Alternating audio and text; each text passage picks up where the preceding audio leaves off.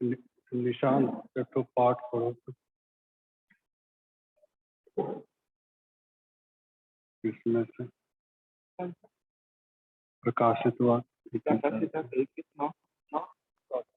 9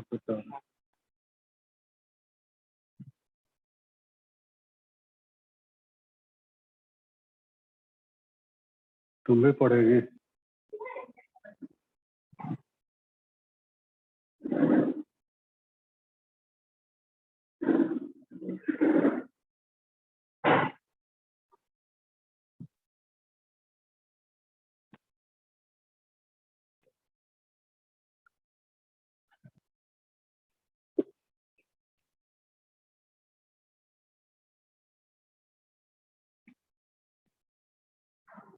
अरे चमक,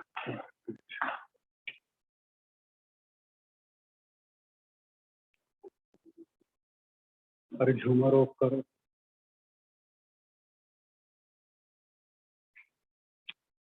झूमर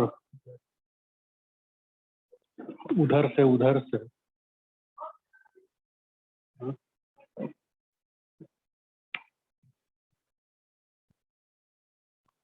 एक ठो जलाओ, एक ठो जलाओ। नहीं नहीं, इसको जलाओ, इसको ऑफ करके इसको जलाओ, बगल वाला।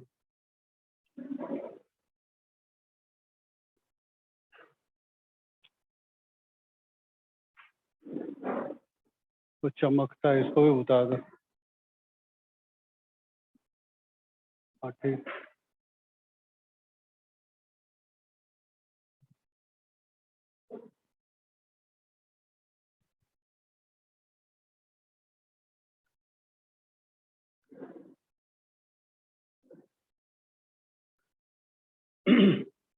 आइए हम लोग आज की आराधना हम शुरू करेंगे। अपनी आंखों को बंद करें, पिता से हम दुआ चाहेंगे। हे अत्यंत दीन दयालु प्रेमी परमेश्वर, हम तेरा धन्यवाद देते हैं प्रभु जी कि तूने फिर से एक सुंदर अवसर दिया कि हम तेरे निज प्रजा, हम यहाँ पे इकट्ठे होकर हम तेरी स्तुति महिमा करने जा रहे हैं पिता, और तेरी अगुवाई में रहते हुए आज की हम आराधना संपन्न करने पाए। ऐसी तू प्रेरणा इस वक्त बनाए रखना। छोटी सी दिनहीन प्रार्थना यीशु के नाम से मांगते, सुनो दया से ग्रहण कर, आमीन।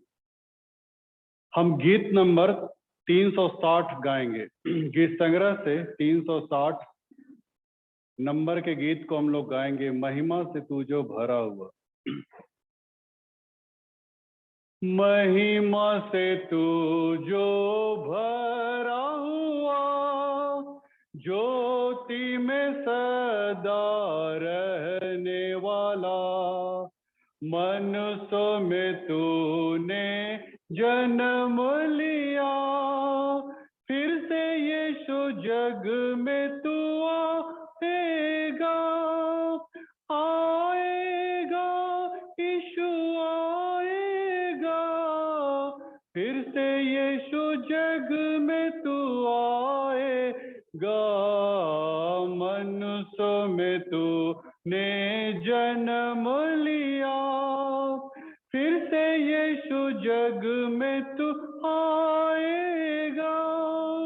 भूमि आकाश में समा न सका, मंदिरों में तू रह न सका, नम्र होकर चरनी में पैदा हुआ, मनों में हमारे घर तू बना, घर तू बना, यीशु घर तू बना, मनों में हमारे घर तू बना, नम्र होकर चरनी में पैदा हुआ, मनों में हमारे घर तू बना, खेमे में आकर तू ही बसा, लोगों को अपने लिए फिरा,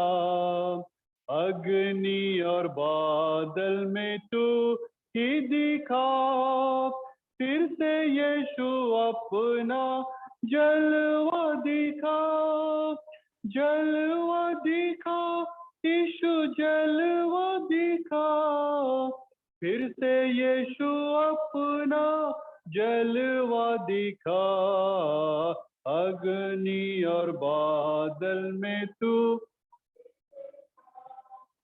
फिर से यीशु अपना जलवा दिखा, दानियल के तूने प्रार्थना सुनी, एजरा की तूने सहायता की, बाबुल में तूने बेदारी भेजी, अपने लोगों को फिर से दे रिहाई, दे रिहाई, यीशु दे रिहाई, अपने लोगों को फिर से दे रिहाई, बाबुल में तूने बेदारी भेजी, अपने लोगों को फिर से दे रिहाई, तू ही हमारा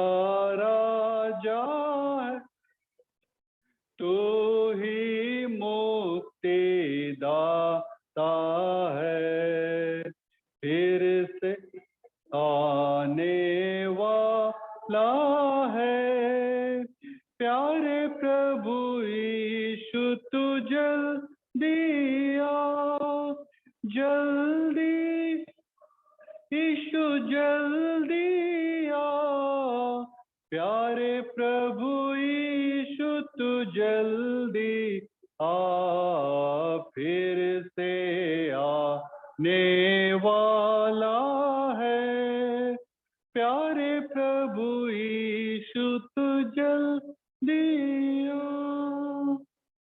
हम आराधना विधि को काम में लाएंगे। क्रम संख्या प्रभोज की आराधना विधि क्रम संख्या 3 से हम देखेंगे। यहाँ पे ऐसा लिखा है, शुरू करते हैं। प्रभु यीशु ख्रीस्त का अनुग्रह, परमेश्वर का प्रेम और पवित्र आत्मा की सहभागिता आप सबों के साथ रहे और आपके साथ भी। हम एक साथ इस खंड को हम लोग कहें। हे सर्वशक्तिमान परमेश्वर, तेरे सन्मुख सबके हृदय खुले हैं, तू सबकी अभिलाषाओं को जानता है और तुझसे कोई भेद छिपा नहीं है। अपने पवित्र आत्मा की प्रेरणा से हमारे हृदय के विचारों को शुद्ध कर कि हम तुझसे पूर्ण रूप से प्रेम करें और योग से तेरे पवित्र नाम की स्तुति करें, हमारे प्रभु यीशु ख्रीस्त के द्वारा। हम एक साथ मिलकर हम इसको हम कहेंगे। स्वर्ग में परमेश्वर की महिमा और पृथ्वी पर उसके लोगों को शांति। हे प्रभु परमेश्वर, स्वर्ग के राजा, सर्वशक्तिमान पिता परमेश्वर, हम तेरी आराधना करते, तुझको धन्यवाद देते और तेरी महिमा के कारण तेरी स्तुति करते हैं। हे प्रभु यीशु ख्रीस्त, परमेश्वर पिता के इकलौते पुत्र, हे प्रभु परमेश्वर, हे परमेश्वर के मेमने, तू जगत का पाप उठा ले जाता है, हम पर दया कर। तू पिता की दाहिनी ओर विराजमान है, हमारी प्रार्थना स्वीकार कर, क्योंकि केवल तू ही पवित्र है, तू ही प्रभु है, तू ही यीशु ख्रीस्त पवित्र आत्मा के साथ परमेश्वर पिता की महिमा में परम उच्च है। आमीन। मंडली कृपया बैठ जाए, हम प्रार्थना करें। आइए हम दुआ में जाएं। अनुग्रहकारी दीन दयालु प्रेमी परमेश्वर, हम तेरा धन्यवाद देते हैं प्रभु जी कि तूने फिर से ऐसा सुंदर अवसर दिया कि आज हम तेरे इस्राएली झूठ छोटे से रूप के यहाँ पे हम लोग इकट्ठे हो सकें। पिता, हम धन्यवाद देते हैं उन हर एक प्रेरितों के लिए प्रभु, जबकि तूने उनको अपने 12 शिष्यों के रूप में तूने उन्हें चुना और अपने स्वर्ग राज की बढ़ोतरी के लिए तूने उनको अपने काम में लाया।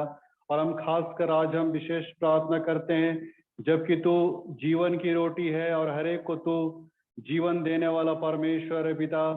और हम धन्यवाद देते कि तूने हम में से बहुतों को तूने एक ऐसी जिंदगी दी ताकि आज तेरी सहभागिता में चल पा रहे हैं पिता। हम प्रभु जी खास दुआ और एक करते हैं प्रभु नतानियल के लिए प्रभु, जबकि तूने उनको 12 शिष्यों में से एक चुना और उनके जीवन में तू अपना हमेशा से काम लाया पिता। हम तुझसे दुआ चाहते हैं कि उनके जीवन के आधार पे जो हम शिक्षा आज ग्रहण करने जा रहे हैं, तेरी अगुवाई उपस्थिति में बने रहते हुए हम लोग इसे हम एक्सेप्ट करें, ग्रहण करें, ताकि अपने जीवन को हम इस त्राणदायी स्थिति में भी अपने आप को हम तुझ में हम समर्पित रखते हुए हम तेरे महिमा और गवाही का कारण बनते चले जाएं। छोटी सी दीन प्रार्थना यीशु के नाम से मांगते, सुनो दया से ग्रहण कर। आमीन। अनुग्रहकारी पिता, हम इस वक्त अफगानिस्तान के लिए प्रार्थना करते हैं प्रभु, जबकि असामाजिक तत्व ने उनको पूरे रीति से अपने कैप्चर में ले लिया और ये तालिबान का शासन वहां पे स्थापित किया जा रहा है। पिता, हम तुझसे दुआ चाहते हैं कि वहां पे जितने भी लोग जो हमारे मसीह घराने के भी हैं पिता, नाम बनाम सबों को तेरे दयारूपी हाथों में सौंप देते हैं प्रभु जी। तेरी सुरक्षा की जिम्मे उनके कांधे पर प्रभु जी की अब वे विश्वास कि उस घड़ी पे आ पहुंचे कि ताकि वे तेरी महिमा और गवाही को ऐसी दुखद स्थिति में भी, ऐसी त्राणदायी स्थिति में भी अपने आप को तेरे प्रति समर्पित रहते लोगों के बीच में तेरी महिमा और गवाही का कारण बनने पाए। ऐसी तो योग्यता सामर्थ्य उनको प्रदान कर। तेरी क्या इच्छा होती है, वे बलि किए जाएं या फिर वे छुड़ाए जाएं, सब कुछ तेरे दया रूपी हाथों में हम सौंप देते प्रभु जी। अपने अनुग्रह तले उस देश को भी तू संभाले रख। सारी आदर और महिमा देते हुए प्रार्थना चाहते हैं यीशु मसीह के मीठे पवित्र नाम में, सुनो दया से ग्रहण कर। हम लोग शास्त्र में से पाठ सुनेंगे।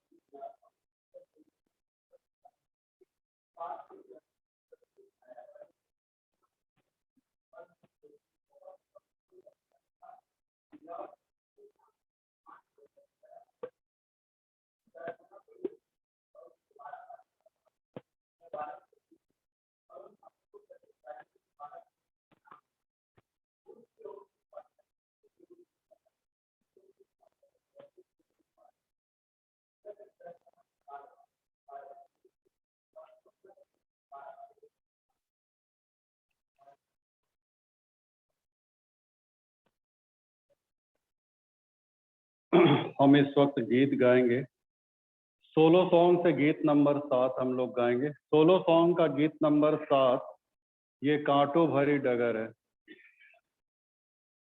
ये कांटों भरी डगर है, उस पर है तुझको चलना। ये कांटों भरी डगर है, उस पर है तुझको चलना।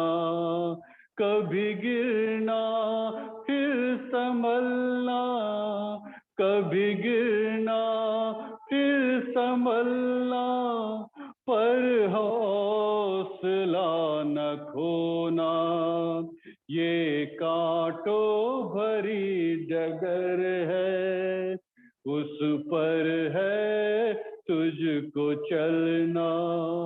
बर्बादियों में तेरे जब जब हंसे जमाना, बर्बादियों में तेरे जब जब हंसे जमाना। तू बेटा है खुदा का, तू बेटा है खुदा का, कभी अश्क ना बहाना। ये आशा भरी डगर है, इस पर है तुझको चलना। ये आशा भरी डगर है, इस पर है तुझको चलना। कभी गिरना फिर संभलना, कभी गिरना फिर संभलना, पर हौसला न खोना। ये कांटों भरी जगर है, इस पर है तुझको चलना। तू चिराग है मसीह का, तूफान में भी है जलना। तू चिराग है मसीह का, तूफान में भी है जलना। तू कलाम है प्रभु का, तू कलाम है प्रभु का, कभी अश्क न। ये जिल्लत भरी जगर है, इस पर है तुझको चलना। ये जिल्लत भरी जगर है, इस पर है तुझको चलना। कभी गिरना फिर संभलना, कभी गिरना फिर संभलना, पर हौसला न खोना। ये कांटों भरी जगह है, इस पर है तुझको चलना। ये कांटों भरी डगर है, इस पर है तुझको चलना। हम निकिया का विश्वास वचन का इंकार एक साथ करेंगे। क्रम संख्या 14 की प्रार्थना, निकिया का विश्वास वचन। हम एक परमेश्वर सर्वशक्तिमान पिता पर विश्वास करते हैं। वह स्वर्ग और पृथ्वी का और समस्त दृश्य दृश्य वस्तुओं का करता है। हम एक प्रभु यीशु ख्रीष्ट पर विश्वास करते हैं। वह परमेश्वर का इकलौता पुत्र, सर्वयुगों से पहले पिता से उत्पन्न, परमेश्वर से परमेश्वर, ज्योति से ज्योति, सत्य परमेश्वर, कीर्तनीय वर्ण उत्पन्न है। उसका और पिता का तत्व एक है। उसी के द्वारा सब वस्तुएं बनी। हम मनुष्यों के लिए और हमारे उद्धार के निमित्त वह स्वर्ग से उतर आया। पवित्र आत्मा के सामर्थ से वह कुंवारी मरियम से जन्मा और मनुष्य बना। पिलातुस पिलातुस के शासन में वह हमारे लिए क्रूस पर चढ़ाया गया। उसने दुख भोगा, वह मरा और गाड़ा गया। पवित्र शास्त्र के कथन के अनुसार वह तीसरे दिन जी उठा। वो स्वर्ग पर चढ़ गया और पिता की दाहिनी ओर विराजमान है। वह जीवित मृतकों का न्याय करने के लिए महिमा के साथ फिर आएगा और उसके राज्य का कभी अंत न होगा। हम पवित्र आत्मा पर विश्वास करते हैं। वह प्रभु और जीवन दाता है। वह पिता और पुत्र से निकलता है। पिता और पुत्र के साथ उसकी आराधना स्तुति की जाती है। वह नबियों के द्वारा बोला। हम एक पवित्र सालोकी का प्रेरित कलीसिया पर विश्वास करते हैं।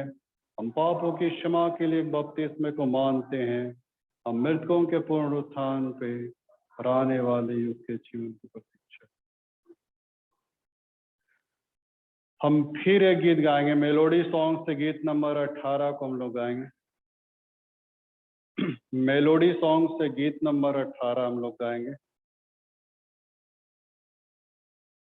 गवाही दे मसीही तू, गवाह तुझको बनाया है।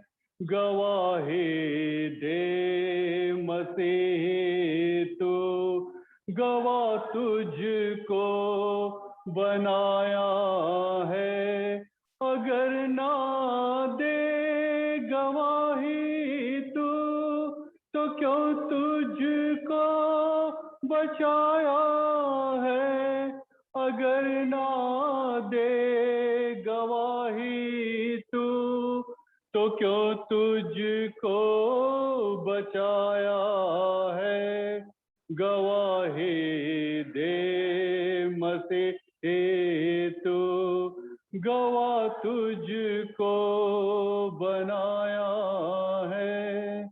तेरी खातिर सहा क्या क्या मुसीबत दुख तलीबों पर, तेरी खातिर सहा क्या क्या मुसीबत दुख तलीबों पर, इसी का तो गवाहों ने तुझे उसने बुलाया है, इसी का तो गवाहों ने तुझे उसने बुलाया है।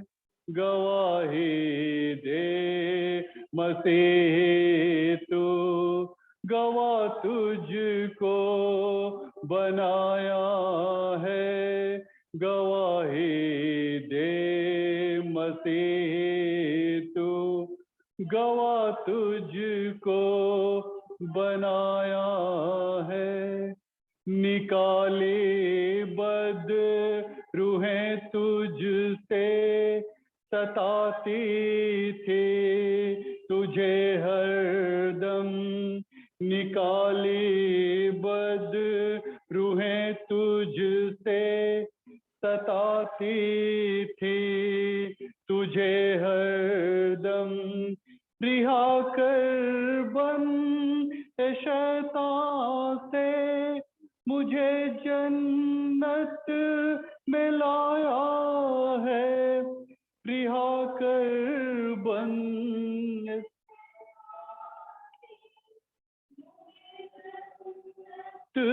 में लाया। गवाही दे मसीह तू, गवाह तुझको बनाया है। अगर ना दे गवाही तो क्यों तुझको बचाया है। अगर ना दे गवाही तो क्यों तुझको बचाया है। गवाही दे मसीह तू, गवाह तुझको बनाया है। गवाही दे मसीह तू, गवाह तुझको बनाया। हम यूहन्ना की इंजिल खोल लेंगे, उसका पहला अध्याय हम लोग देखेंगे आज। यूहन्ना की इंजिल पहला अध्याय 43 से लेके अंत तक। यूहन्ना रचित समाचार उसका पहला अध्याय उसके 43 पद से अंत तक। यहाँ पे ऐसा लिखा है। दूसरे दिन यीशु ने गलील को जाना चाहा और फिलिप्पुस से मिलकर कहा, मेरे पीछे हो ले। फिलिप्पुस तो अंद्रियास और पतरस के नगर बैतसैदा का निवासी था। फिलिप्पुस ने नतनएल से मिलकर उससे कहा, जिसका वर्णन मूसा ने व्यवस्था में और भविष्यवक्ताओं ने किया है वो हमको मिल गया, वह यूसुफ का पुत्र यीशु नासरी है। नतनएल ने उससे कहा, क्या कोई अच्छी वस्तु भी नासरत से निकल सकती है? फिलिप्पुस ने उससे कहा, चलकर देख ले। यीशु ने नतनएल को अपनी ओर आते देखकर उसके विषय में कहा, देखो यह सचमुच इस्राएली है, इसमें कपट नहीं। नतानिएल ने उससे कहा, तू मुझे कहाँ से जानता है? यीशु ने उसको उत्तर दिया, इससे पहले कि फिलिप्पुस ने तुझे बुलाया, जब तू अंजीर के पेड़ के तले था तब मैंने तुझे देखा था। नतानिएल ने उसको उत्तर दिया कि हे रब्बी, तू परमेश्वर का पुत्र है, तू इस्राएल का महाराजा है। यीशु ने उसको उत्तर दिया, मैंने जो तुझसे कहा कि मैंने तुझे अंजीर के पेड़ के तले देखा, क्या तू इसलिए विश्वास करता है? तू इससे बड़े बड़े काम देखेगा। फिर उससे कहा, मैं तुमसे सच सच कहता हूँ कि तुम स्वर्ग को खुला हुआ और परमेश्वर के स्वर्गदूतों को ऊपर जाते और मनुष्य के पुत्र के ऊपर उतरते देखोगे। आइए हम प्रार्थना में जाएंगे। प्रभु, तेरे वचन की गहराई में जा रहे, जो भी तू अपनी बातों को रखना चाहता है इन शॉर्ट टाइम पीरियड, तो इस वचन के आईने में अपने जीवन को भी हमें टटोलने का मौका दे। छोटी सी प्रार्थना यीशु के नाम से मांगते, सुनो दया से करें। मंडली कृपया बैठ जाए।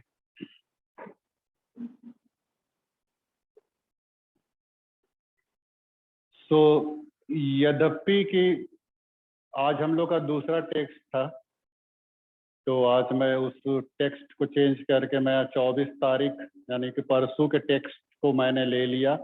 और ये बहुत यदा कदा इसको हम लोग को देखने को मिलता है, इसीलिए हमने इसको मैंने रखा।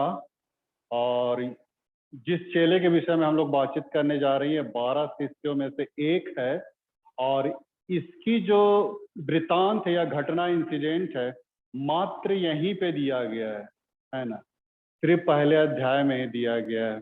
हाँ, और जगह जहाँ पे चेलों की जहाँ पे लिस्ट दी गई है उस लिस्ट में इसका भी नाम है, लेकिन हम लोग इंसिडेंट के मामले में अगर हम देखें तो उस चेले से जुड़ी हुई इंसिडेंट मात्र यहीं पे आपको मिलेगी। तो हम लोग आज इसी पे हम लोग चर्चा करेंगे। और उस चेले का नाम था बरतुल्मै, है ना।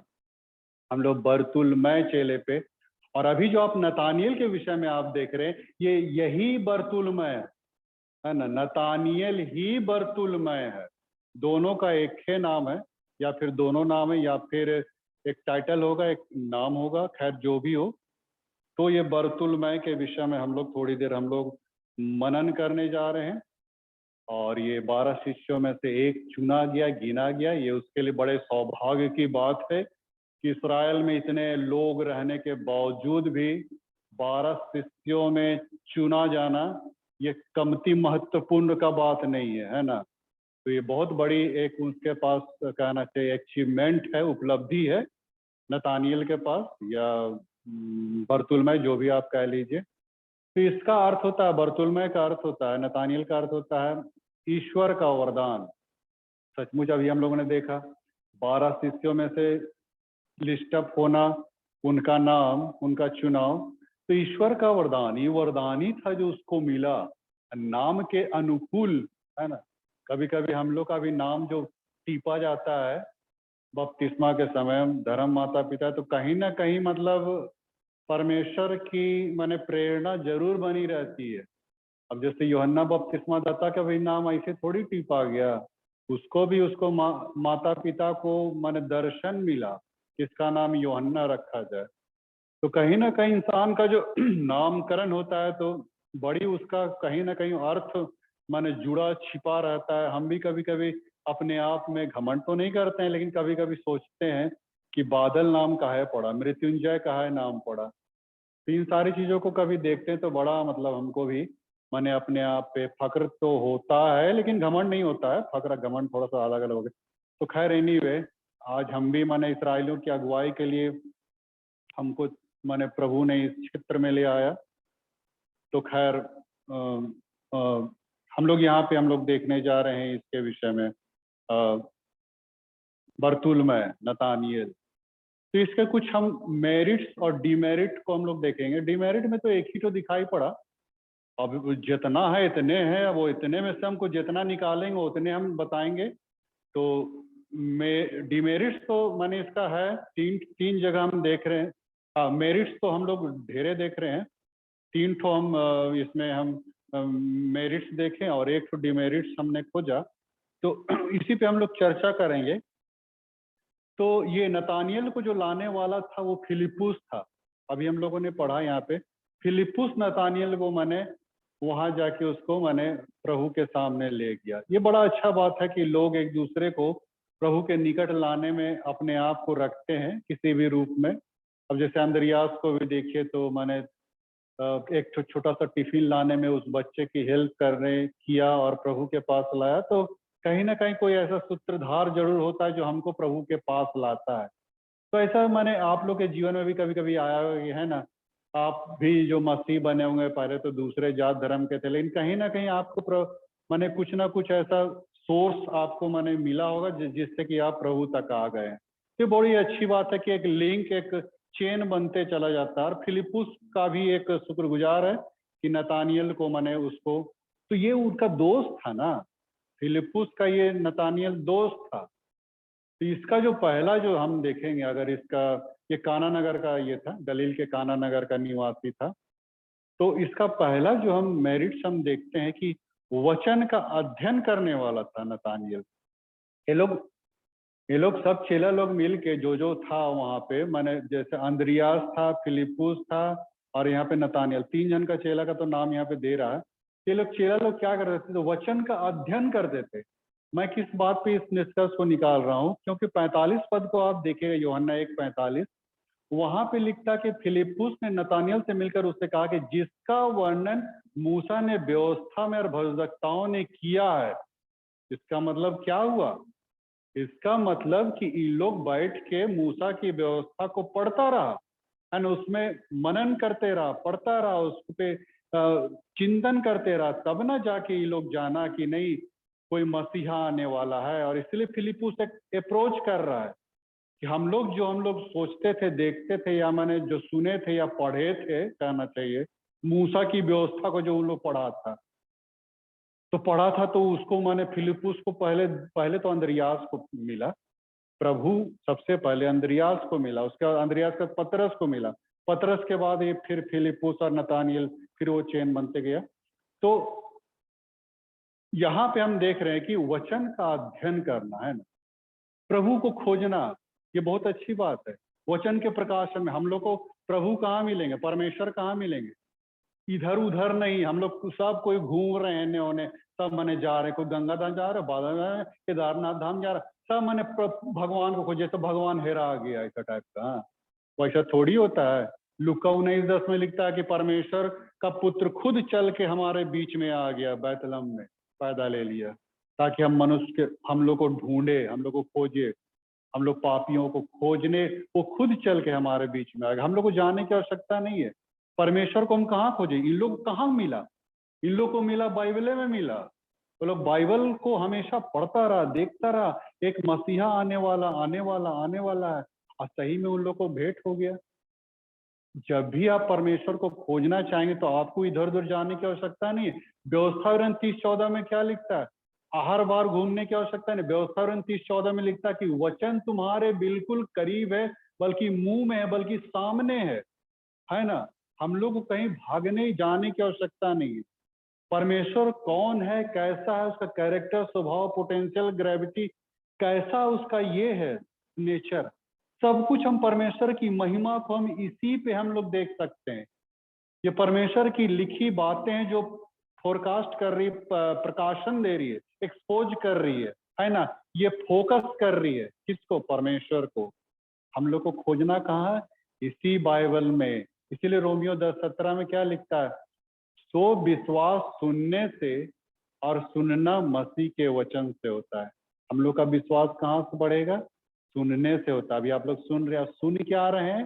मसीह के वचन। उन लोग भी मसीह के वचन को सुना, पढ़ा, जाना, तब तो जाके। इसीलिए तो यीशु मसीह भी क्या कहा, ये यूहन्ना 5:39 में, कि तुम पवित्र शास्त्र में ढूंढते हो क्योंकि तुम जानते हो कि अनंत जीवन उसी में है, और यही मेरी गवाही भी देता है। यीशु मसीह बोल रहा है, यूहन्ना 5:39 में लिखा हुआ है ना।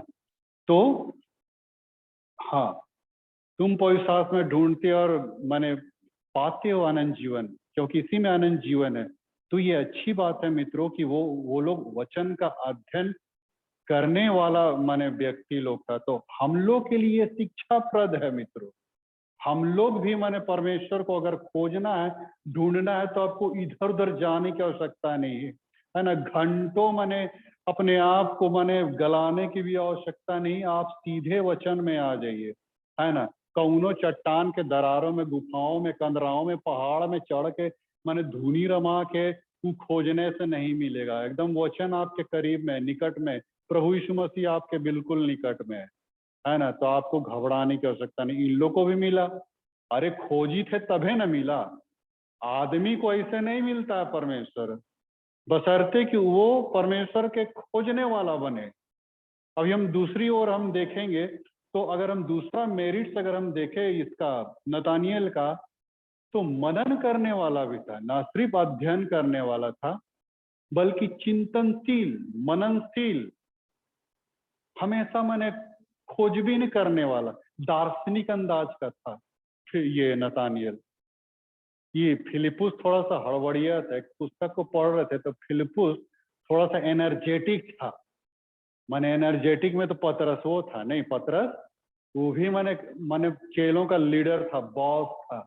जब भी प्रभु यीशु मसीह कोई क्वेश्चन पूछता था तो सबसे पहले क्या जवाब देता था? पतरस वे जवाब देता था, पतरस। अब फिलिपुस भी, ये भी एनर्जेटिक था। तो फिलिपुस को देखे ना, उसको भी आप कई कई जगह पाइएगा। जब भीड़ को खिलाने की बात आ गई तो फिलिपुस कहता कि 200 दिनार की रोटियां भी कम पड़ जाएगी। फिलिपुस से बोला था। फिलिपुस भी मैंने बहुत एनर्जेटिक और बहुत ही मैंने एकदम बहुत मैंने तुरंत किसी चीज में फैसला लेने वाला तो फिलिपुस। लेकिन ये नतानियल थोड़ा सा क्या था, थोड़ा सा दार्शनिक, सोचता बड़ी था ये।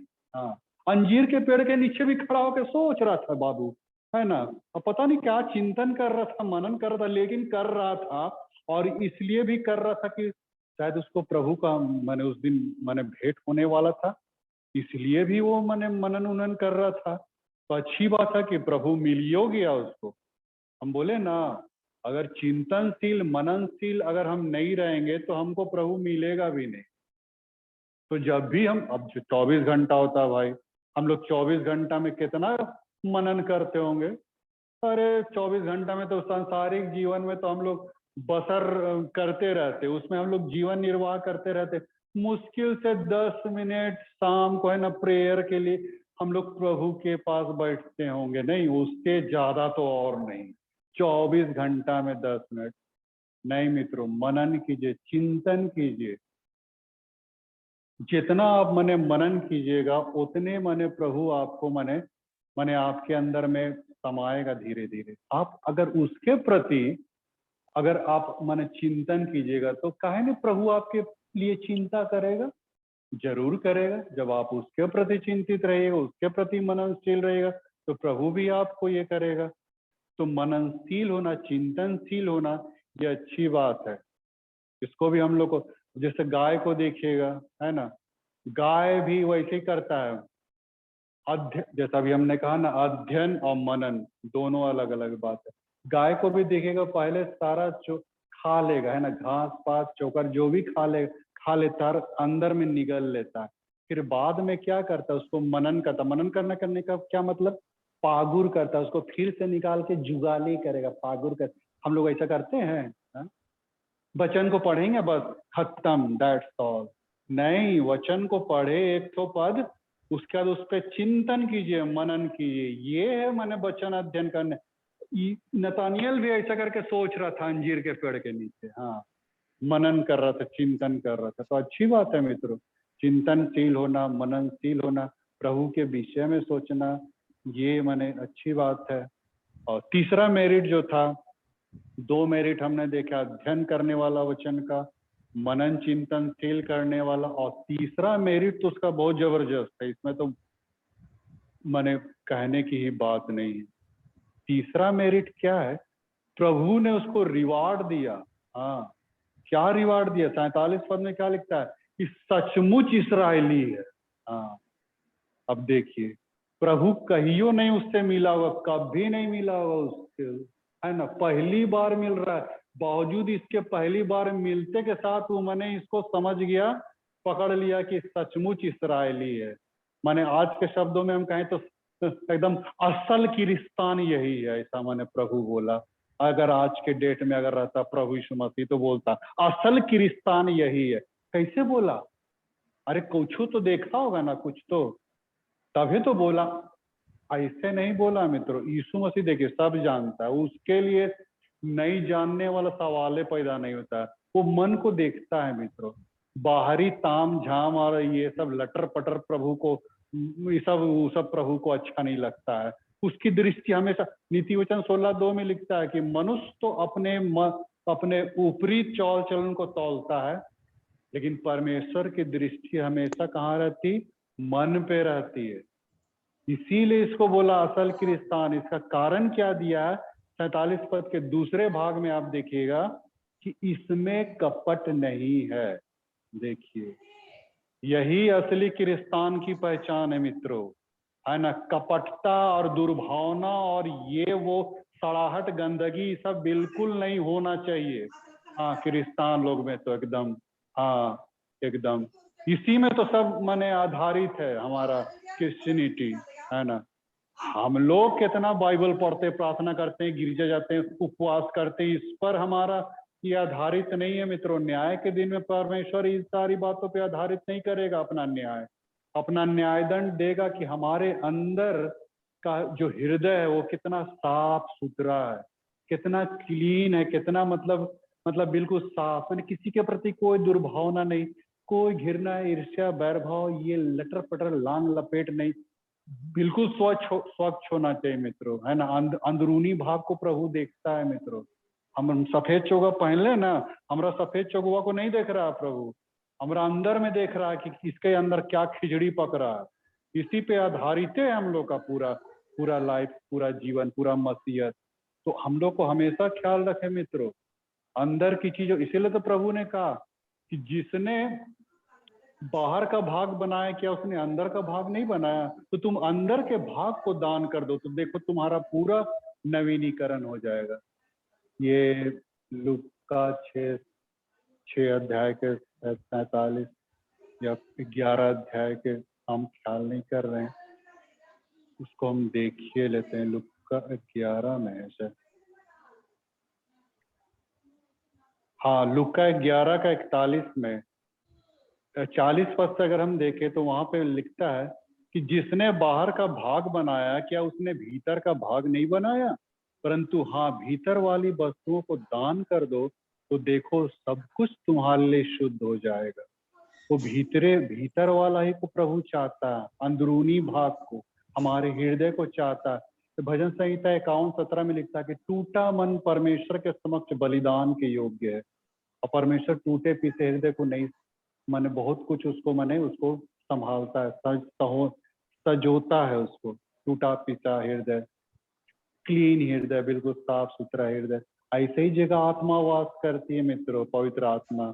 ये कूड़ा करकट जगह थोड़ी आत्मा वास करती है, एकदम क्लीन जगह खोजती है, ढूंढती है। तो इसीलिए इसको नतानियल को प्रभु ने एक बहुत बड़ा रिवार्ड दिया कि सचमुच ये इस्राएली है, ये क्रिस्तान है, इसमें कहा कि कोई कपट नहीं है।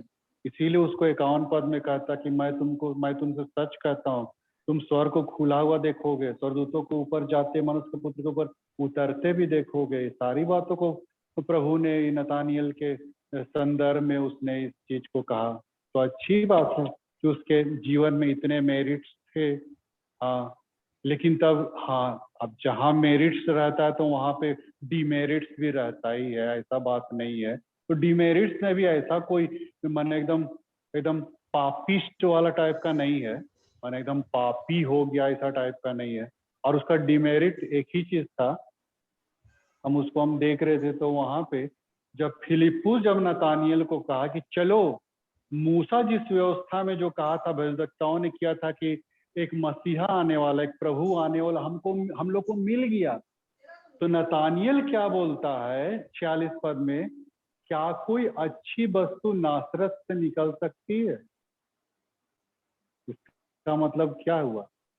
ये डिमेरिट्स ही कहा जाएगा, माने पूर्वाग्रह से ग्रसित, इसको बोलते हैं पूर्वाग्रह से ग्रसित। पूर्वाग्रह से ग्रसित कहने का क्या मतलब है कि कोई ऐसी धारणा बना लेना जो कि सच्चाई से परे है, माने वो सत्य नहीं है वो धारणा, लेकिन एक कंसेप्ट हमने बनानी है कि ऐसा ही है, उस धारणा से हम हट नहीं सकते, अलग नहीं हो सकते। हम ठान ली कि ऐसा ही है जबकि वो सच है नहीं, है ना। लेकिन फिर भी हमने ठान लिया, एक धारणा बना लिया कि ऐसा ही होगा, तो माने ये पूर्वाग्रह से ग्रसित हो जाता है ऐसा आदमी। ये नतानियल का भी थोड़ा सा यहाँ पे डिमेरिट दिख रहा है।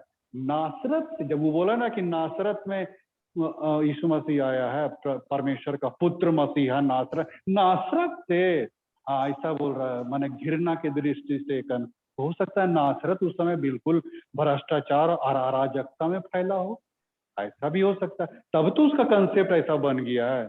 पर नासरत एकदम, माने नासरत एरिया तो बहुत माने वहां पे माने बिल्कुल भ्रष्टाचार, अराजकता, पाप से लदा, धर्म से ये वो, और वहां से कोई अच्छी वस्तु निकल सकती, ये संभव नहीं। मतलब क्या हो गया ये? नतानियल पूर्वाग्रह से ग्रसित है कि नासरत से ऐसा कोई अच्छा वस्तु निकल ही नहीं सकता है। इसीलिए तो कई लोग माने ठोकर खा रहे थे, क्या यही मसीह? क्या यूहन्ना 7:41 में, वहां पे क्या बोलता है कि क्या मसीह गलील से आएगा? ना, संभव ही नहीं है। माने लोगों का कंसेप्ट देखिए कैसा बन गया था, मसीह गलील से आएगा? ना, मसीह गलील से नहीं आएगा।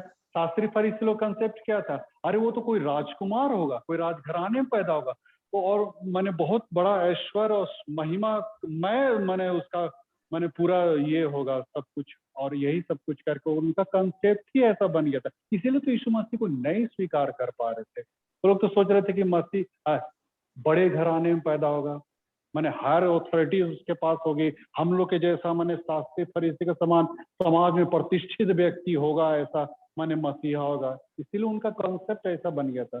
वैसे कॉन्सेप्ट यहाँ पे बन गया, पूर्वाग्रह से ग्रसित था नतानिएल। तो ये क्या चीज को दिखा रहा, हमारे और आपके जीवन को भी दिखा रहा है कि हमको भी कभी भी पूर्वाग्रह से ग्रसित नहीं होना चाहिए, किसी धारणा में हम जकड़े ना रहे मित्रों। इसी से तो प्रभु आजाद करना चाहता है। ऐसी ऐसी धारणा जो हमें क्लूषित कर रही है, हमें दूषित कर रही है, जो हमें परेशान कर रही है, फिर इसी धारणा से हम निकल नहीं पा रहे हैं कि हम उस चीज को एकदम कंसेप्ट को हम बना लिए कि नहीं ऐसा ही होगा, तो वैसा को माने प्रभु निकालने चाहता है मित्रों, उस धारणा से कंसेप्ट से निकालने चाहता है और एक सही चीज को दिखाना चाहता है। इसीलिए तो बोलता है कि तुम सत्य को जानोगे और सत्य तुमको स्वतंत्र कर देगा, यूहन्ना 8:32 में।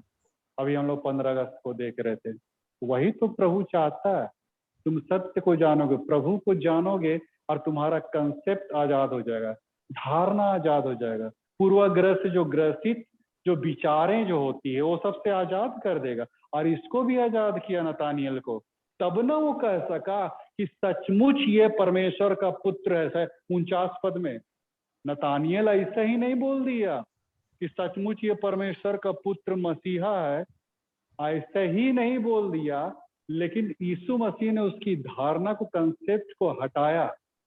तुम जो ये सोच रहे हो कि नासरत से अच्छी वस्तु नहीं निकल सकती, देखो आज मैं यहाँ पे खड़ा हूं, है ना।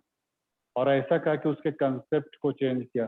पहला कुरिन्थी 12:3 में लिखता है, जब तक पवित्र आत्मा किसी के ऊपर नहीं आएगा तब तक वो प्रभु को मसीहा करके ग्रहण कर ही नहीं सकता है।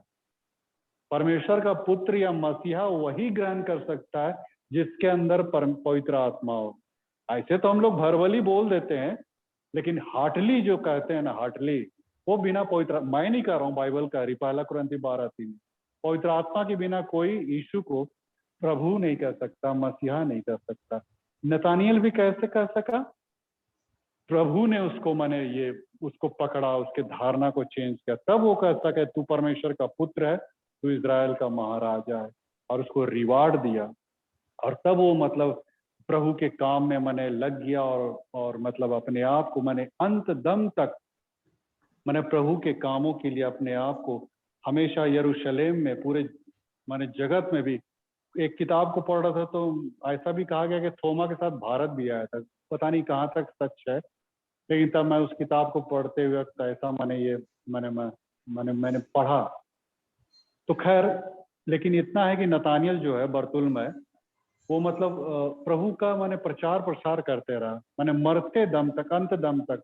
और उसकी मृत्यु, जैसा कि उस पुस्तक में लिखा था, उसकी मृत्यु भी मतलब कट्टरपंथियों ने उसको मिलके भाला से, तलवार से और ये सब से वेद वेद के उसको भी मैंने समाचार प्रचार के दौरान मार दिया।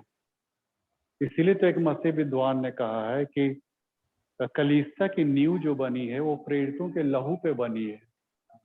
कलीसिया की जो नींव है ना, फाउंडेशन है, वो प्रेरितों के लहू पे, उसके माने रक्त पे आधारित है, बनी हुई है।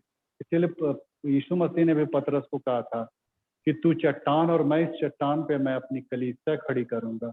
ये चेलों का एक बहुत बड़ा एक रिवार्ड और उपाधि है कि उनको मैंने इतना बड़ा रिवार्ड से, मैंने जो समाज के बिल्कुल बल्कि बिल्कुल मैंने बेगैरत व्यक्ति लोग थे, जिसमें निकृष्ट व्यक्ति थे, जिनकी पूछ नहीं थी, जिनका समाज में कोई स्थान नहीं था, ऐसे लोगों को उठाया। और प्रभु ने उनको कहा भी, अरे तुम लोग इस्राएल के 12 गोत्रों का न्याय करोगे। हाँ, ऐसा बोल दिया प्रभु यीशु मसीह, उनको इतना बड़ा उपाधि दे दिया, इजराइल के 12 गोत्रों का तुम लोग स्वर्गीय सिंहासन पे बैठ के न्याय करोगे, जजमेंट करोगे, इतना उपाधि मैं तुमको दे रहा हूँ, रिवार्ड दे रहा हूँ। कम की बड़ी बात है बाबा। एक समय हम लोग मिलेंगे बरतुल्मै से, नतानियल से, वहां पे है ना, वहां पे देखेंगे, मिलेंगे, जुलेंगे, है ना। अभी तो उतना नहीं समझ पा रहे, लेकिन ऐसा होगा मित्रों। और तो बड़ा अच्छा बात होगा कि हम लोग नतानियल से और बरतुल्मै से मिल सकेंगे। तो ये हमारे लिए गवाही देने का अब समय आ गया मित्रों, है ना। अभी देखिए रहे टीवी या न्यूज खोलवे कीजिएगा तो मैंने थर्रा जाइएगा तालिबान लोग को देख के। अभी तालिबान लोग इधर इंडिया में भी घुसने वाला है। हाँ, अभी हम लोग गाना गाए ना, गवाही दे, बड़ी जोर जोर से गा रहे थे। अभी गवाही देना होगा। हाँ, अभी थाना वाला आता ही होगा यहाँ भीड़ देख के। अब आप लोग एक एक करके सोच लीजिए, गवाही देने के लिए तैयार है कि नहीं। हम तो जाने के लिए तैयार है हाजत के अंदर। वो आप लोग देख लिए, मसीहत का पहचान होने वाला है। तो जैसा बरतुल्मै और ये सब किया, वो लोगों ने अंत दम तक मतलब झिझका नहीं मौत के सामने। अभी हम लोग को थोड़ा सा परेशानी की हालत में पड़ जाए अगर थाना का कोर्ट कचहरी, तो हम लोग हाय तवा मचा लेंगे, कैसा नहीं। लेकिन मित्रों, अब खड़ा होने का समय आ गया। अब खड़ा होने का और गवाही देने का समय आ गया। अगर बरतुल्मै और ये नतानियल की बातों को हम लोग आगे देख रहे हैं, अब उसको प्रैक्टिकल जीवन में हम लोग को जीना है मित्रों। अगर नहीं जी पाइएगा तब तो फिर हम लोग असल किरिस्तान अब नहीं कहलाएंगे। तब फिर प्रभु के हम लोग असल किरिस्तान या इसराइली जो नतानियल को किया गया था, उपाधि दिया गया, तो वो चीज हम लोग के साथ नहीं हो पाएगा। तो घबराने और डरने की आवश्यकता नहीं, प्रभु आप लोग के साथ है। कैसी परिस्थिति क्यों ना, अभी हम लॉकडाउन की स्थिति में भी है और चर्च खुलना नहीं है, लेकिन फिर भी हम लोग खोलते हैं, इसलिए कि जूम ऐप के द्वारा लोगों के बीच में प्रचारित किया है। इसके बावजूद भी हमारे ऊपर कुछ ऐसा तांडव आ सकता है प्रशासन की ओर से या कहीं की ओर से भी। तो हम लोग को अब यहाँ पे खड़ा स्टैंड करने की अब जगह, अब आपको प्लेटफॉर्म आपको मिल रही है। अब इस प्लेटफॉर्म में हम कितने स्थिर रहेंगे उन चेलों की तरह, ये हमारे लिए परख की बात है मित्रों। तो परमेश्वर आप सबों को संभाले, आप लोगों सबों को इस दुखद घड़ी में भी, इस तालिबानी स्थिति में भी, एटमॉस्फेयर में भी अपने जीवन को हम हमेशा प्रभु में अर्पण करें, ताकि हम प्रभु के रिवार्ड और उपाधि का माने कारण बने और हमें एक बहुत बड़ी उपलब्धि हमें हासिल होने पाए। आइए हम लोग दुआ में जाएंगे। प्रेम पिता, हम तेरा धन्यवाद देते हैं कि तूने नतानियल के विषय में तूने आज हमें इस बात को यहाँ पे रखने का मौका दिया। थोड़े से समय में हमने इसके कैरेक्टर को, इसके जीवनी को हम लोगों ने देखा, और एक बार फिर से अपने आप को भी तेरे हाथ में सौंप देते हैं। हम भी किसी भी रीति से हम तेरे मार्ग से हम डिगे ना, टले ना, बल्कि हम तेरी गवाही और महिमा का कारण अंत दम तक हम बनते रहें। यही हमारे लिए बहुत बड़ी उपलब्धि होगी। छोटी सी दिन इन प्रार्थना यीशु मसीह के मीठे पवित्र नाम में मांगते सुनो दया से। हम लोग इस वक्त गीत गाएंगे और इस गीत के समय हम लोग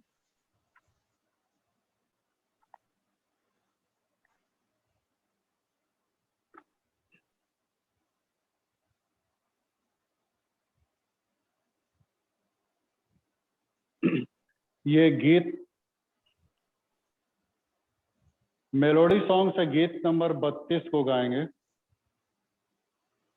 मेलोडी सॉन्ग से गीत नंबर 32 को हम लोग गाएंगे और इस गीत के समय अपना अपना हम दान अर्पण करेंगे। एक आग हर दिल में।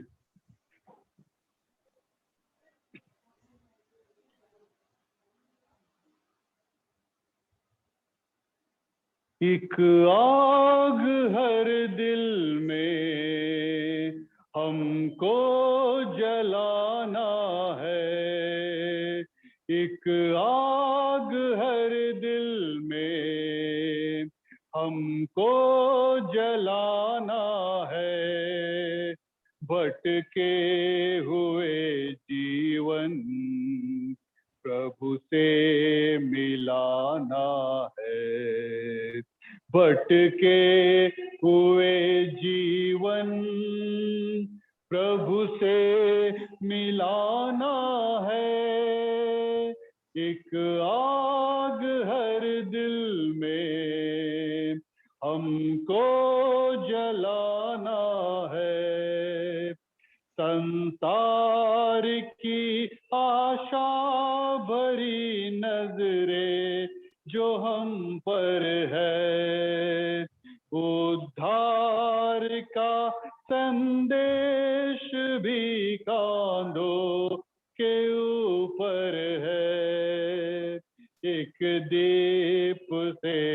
लाखों दिए हमको जलाना है। एक दीप से लाखों दिए हमको जलाना है। एक आग हर दिल में हमको जलाना है। इतने सरल ये रास्ते कल ना खुले होंगे। प्रचार के अवसर हमें फिर ना मिले होंगे। तैयार रहना कल हमें खुद से मिटाना है। तैयार रहना कल हमें खुद को मिटाना है। एक आग हर दिल में हमको जलाना। बर्बाद इस संसार की हमको चुनौती है। जोखिम भरे मेरा रास्ते तकलीफ होती है। रुकना नहीं, झुकना नहीं, बढ़ते ही जाना है। रुकना नहीं, झुकना नहीं, बढ़ते ही जाना है। प्रभु तुम्हें आशीष। एक आग हर दिल में हमको जलाना है। भटके हुए जीवन प्रभु से मिलाना है। भटके हुए जीवन प्रभु से मिलाना है। एक आग हर दिल में हमको जलाना है। मंडली बैठ जाए और जो धन्यवाद देना चाहता है इस वक्त सामने आ जाएंगे।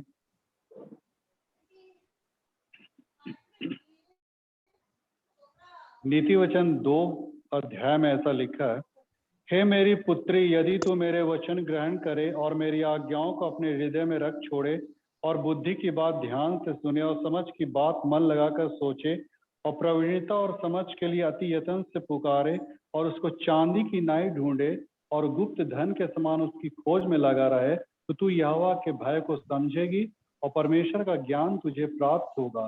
क्योंकि बुद्धि यहोवा ही देता है, ज्ञान और समझ की बातें उसी के मुंह से निकलती है।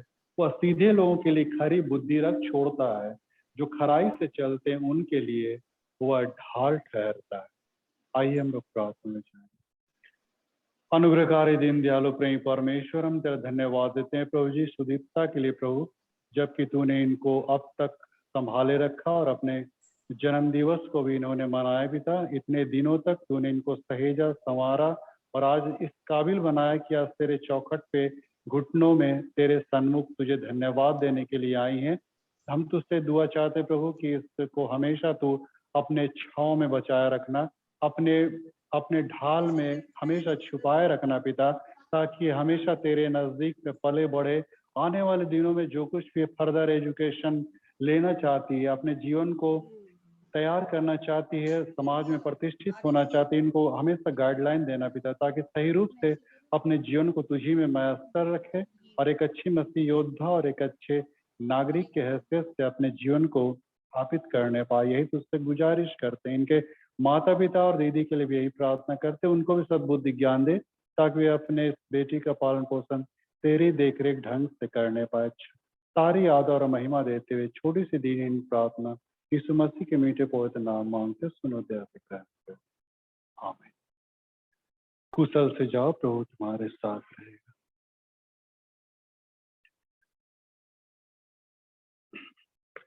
हम इस दान के लिए हम प्रार्थना करेंगे। अनुग्रहकारी दिन दयालु प्रेम परमेश्वर, हम इस भेंट को हम तेरे चरणों में लाते हैं। तू अपनी आशीष का हाथ बढ़ा ताकि सारे दान सब कुछ तेरी महिमा के लिए इस्तेमाल किए जाए। यही हम तुझसे छोटी सी गुजारिश करते हैं, मांगते यीशु मसीह के मीठे पवित्र नाम में सुनो दया से कहते हैं। आमीन। हम अंतिम प्रार्थना में हम लोग जाएंगे। अनुग्रहकारी दीन दयालु प्रेम परमेश्वर, हम तेरा धन्यवाद देते हैं प्रभु जी कि तूने आज एक सुंदर मौका फिर से दिया कि आज हम तेरे नीच प्रजा यहाँ पे इकट्ठे होकर हम तेरे इस पवित्र उपासनालय में आकर हम तेरी आराधना हम लोग कर पाए हैं पिता। और यहाँ पे उपस्थित जितने लोग हैं और जितने घर में बैठे हैं इस वक्त, जो यहाँ पे अपनी शिरकत को दे रहे हैं, अपने उपस्थिति को दे रहे हैं पिता, नाम बनाम हर एक को तेरे धर्म में हाथों में सौंप देते हैं। हम जानते हैं पितरों, ये अंत का दिन है और ये अंत के दिनों में हमें और भी यातना सहनी पड़ेगी और ये सब कुछ लाजमी है, क्योंकि तूने वचन में पहले ही कह दिया था कि ये सारी बातें जो तूने फोरकास्ट की है ये सब कुछ अब यहाँ पे दिखलाई पड़ रही पिता। और इस वक्त भी हम तुझसे यही दुआ चाहते हैं कि हम अंतिम क्षण तक अपने जीवन को तुझी में हम बसर करने पाए, ऐसी योग्यता सामर्थ्य प्रदान किए रहना पिता। हम सारी आदर और महिमा देते हुए छोटी सी दीनी प्रार्थना यीशु मसीह के मीठे पवित्र नाम में मांगते हैं, सुनो जैसे कहा। हाँ, हम प्रभु की प्रार्थना हम लोग एक साथ कहेंगे। हे हमारे पिता, तू जो स्वर्ग में है, तेरा नाम पवित्र मान अच्छा, तेरा राज, तेरी इच्छा स्वर में पूरी होती है, वह पवित्र भी हो। हमारे जन्म की रोटी आज में दे, हमारे अपराधों को क्षमा कर जैसे हमने अपने अपराधियों को क्षमा किया है। न परीक्षा में न ला, परंतु बुराई से बचा, क्योंकि राष्ट्र महिमा तेरे। अनुग्रह वचन चंद करें। हमारे प्रभु यीशु ख्रीस्ट का अनुग्रह, ईश्वर पिता का प्रेम, फिर मरते समय अपना क्रूस देखा, रात कर दे दीना, स्वर का मार्ग बता, दीन स्वर में खोता, मिटते जग के राह, तुझे से मरते का